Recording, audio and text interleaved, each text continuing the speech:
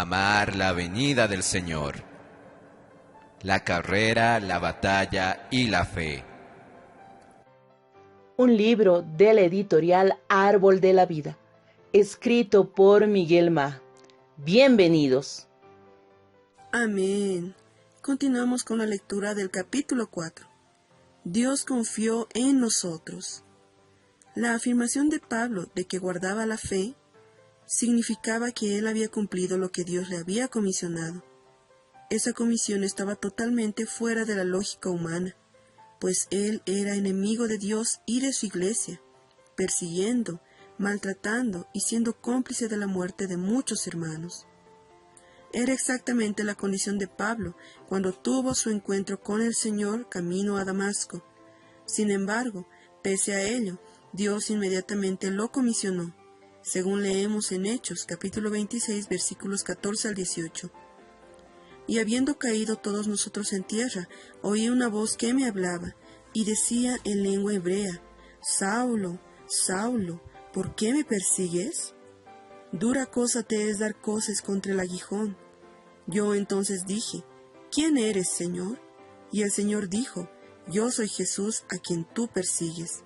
Pero levántate y ponte sobre tus pies, porque para esto he aparecido a ti, para ponerte por ministro y testigo de las cosas que has visto, y de aquellas en que me apareceré a ti, librándote de tu pueblo y de los gentiles, a quienes ahora te envío, para que abras sus ojos, para que se conviertan de las tinieblas a la luz, y de la potestad de Satanás a Dios, para que reciban, por la fe que es en mí, perdón de pecados y herencia entre los santificados.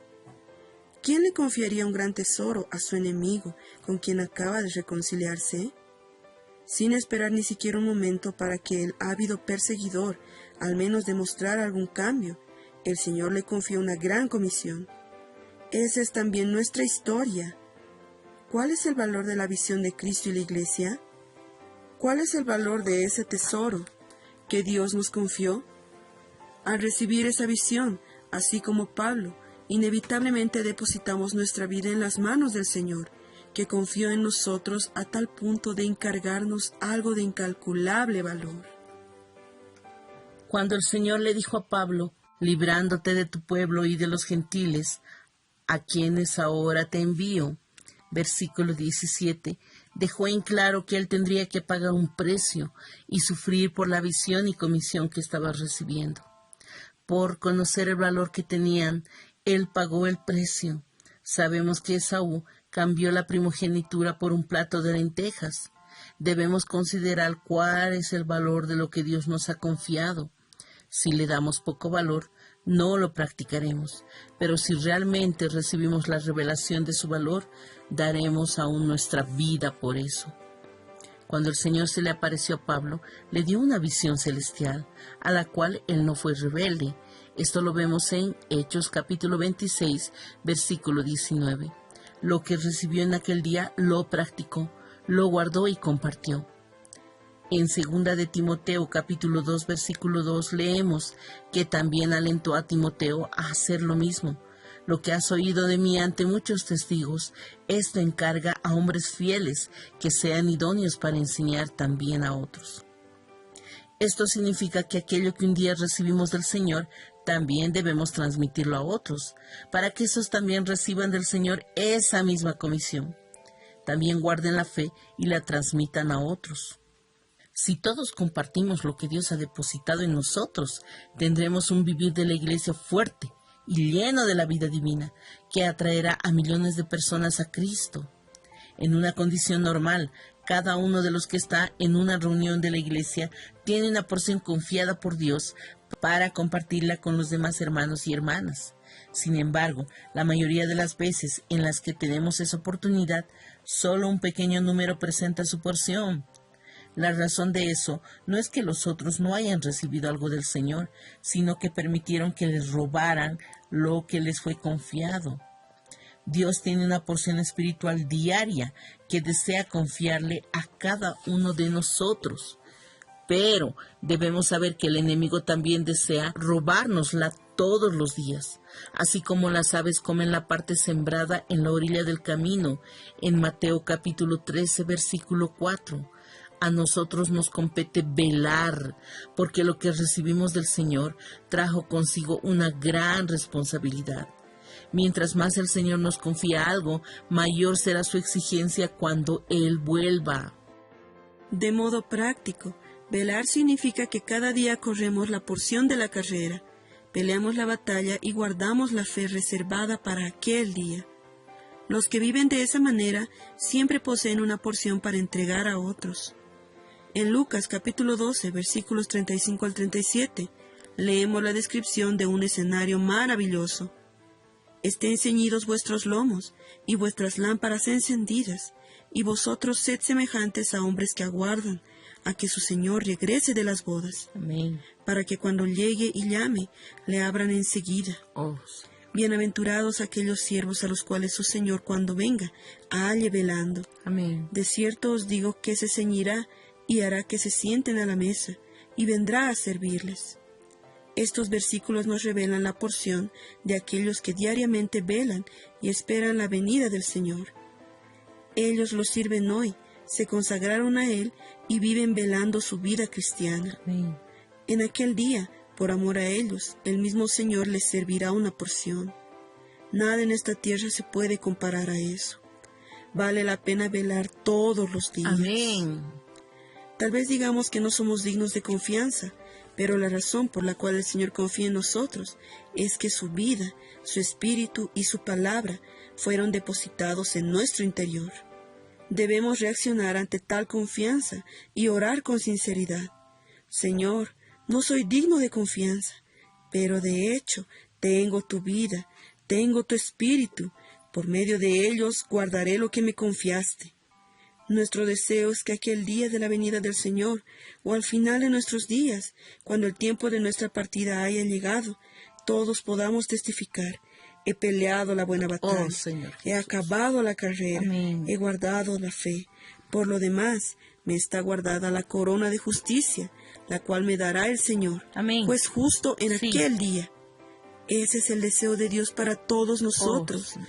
Que el Señor nos bendiga. Amén. Un ejemplo de velar, guardar y correr la carrera hasta el fin. En el libro de Esdras tenemos un registro que nos ilustra de manera extraordinaria lo que es correr la carrera, guardando la fe.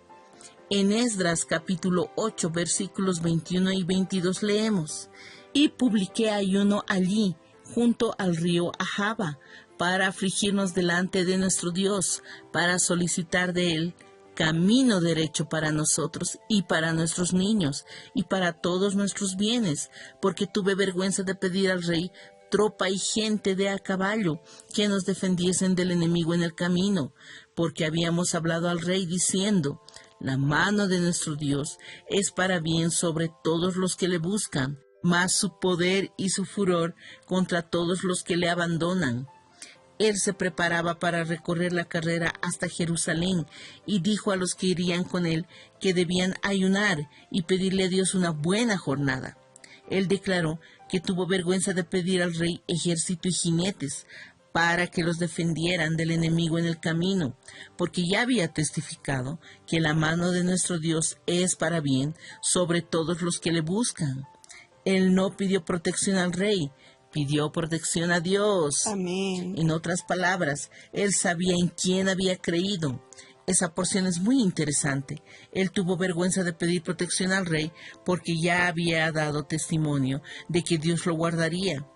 Cuando testificamos a las personas, pasamos a ser guardados y protegidos por Dios, porque Él honra nuestro testimonio. Amén. Dios los guardó porque ellos oraron, ayunaron y pidieron al Señor. Amén.